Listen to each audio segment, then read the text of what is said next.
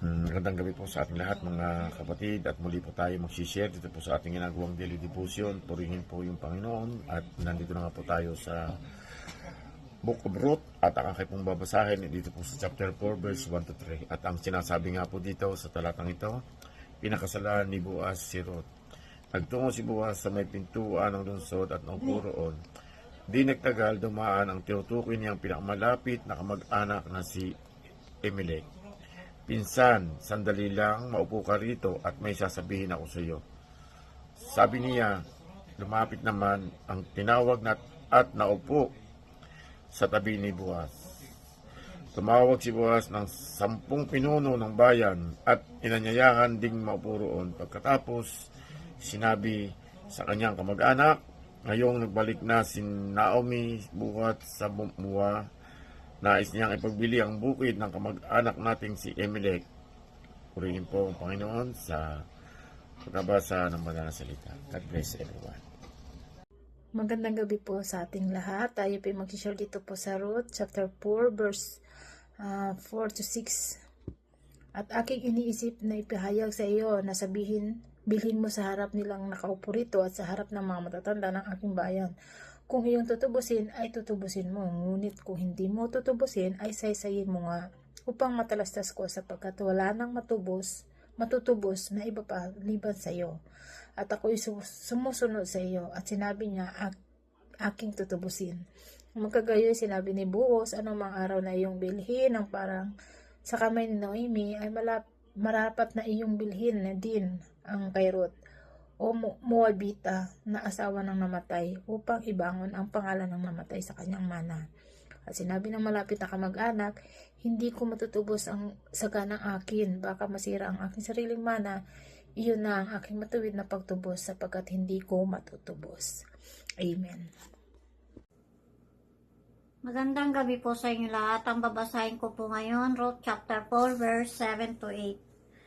Ganito ang kaugalian sa Israel noong unang panahon. Kapag tinubos o binili ang isang ari-arian, hinuhubad ng nagpatubos o nagbenta ang kanyang sandalyas at ibinigay sa bumili bilang katibayan ang kanilang kasunduan.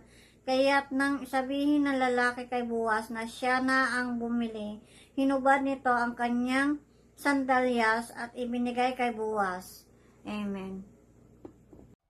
Ruth chapter 4 verse 9 to 10. At sinabi ni Boaz sa mga matanda at sa buong bayan, kayong mga saksi sa araw na ito na aking binili ang lahat ng kay Elimelech at lahat ng kay Cheleon at kay Mahalon sa kamay ni Noemi. Bukod dito ay si Ruth na Moabita na asawa ni Mahalon ay aking binili na maging aking asawa upang ibangon ang pangalan ng namatay sa kaniyang mana, upang ang pangalan ng namatay ay huwag mahiwalay sa gitna ng kaniyang mga kapatid at sa pintoang bayan ng kaniyang dako. Kayo'y mga saksi sa araw na ito. Amen. Magandang gabi po sa ating lahat ng aking i-share. Ngayon ay makikita sa Ruth chapter 4 verses 11 to 13. Ito po akong nakasulat.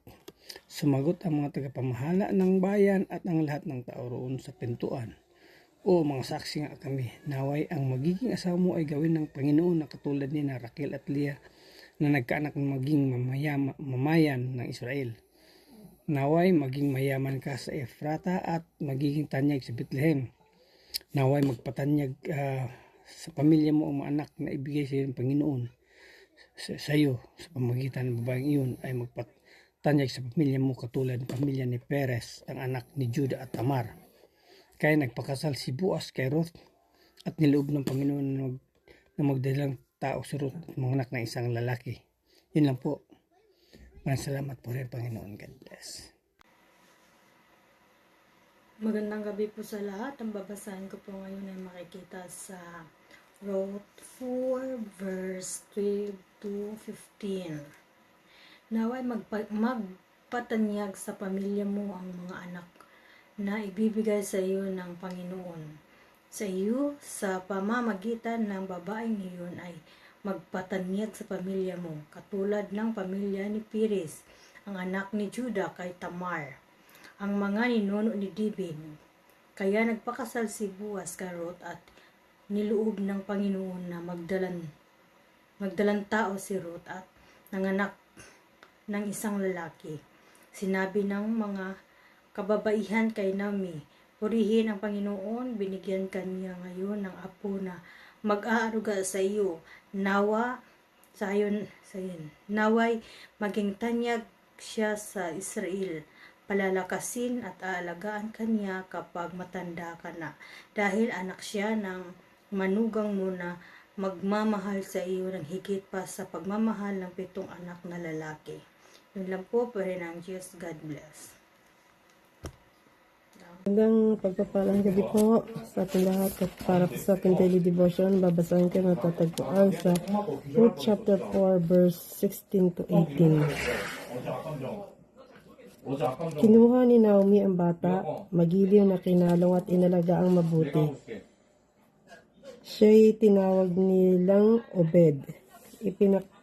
Ipinamalita nilang nagkaapo na lalaki si Naomi. Si Obed ang siyang ama ni Jesse na ama naman ni David. Ang angkan ni David. Ito ang pagkakasunod-sunod ng angkan mula kay Fares hanggang kay David. Fares, Hezron, Ram, Aminadab, Naason, Salmon, Boaz, Obed, Jesse at David. Purihin ang Diyos sa pagkabasa ng kanyang mga salita. Praise the Lord, hallelujah. Amen.